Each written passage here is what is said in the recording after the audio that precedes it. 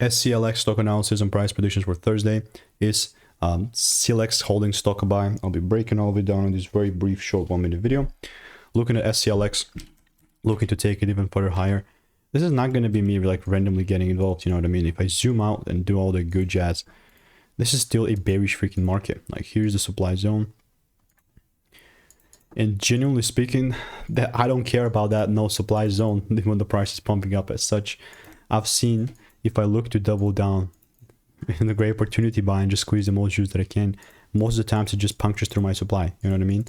But because I've been refining this edge for such a long time, it's just that if my rules are not met, I'm simply not gonna buy, and I'm ready. I mean, you might see this line pointing towards the upside with this arrow, but bro, if my rules are not met, I don't quite care. Simple. So if you want to stay tuned and get my money making emails sent to you guys for free, just click the first link in the description. It's free. I'll see you in the next one. Goodbye and enjoy.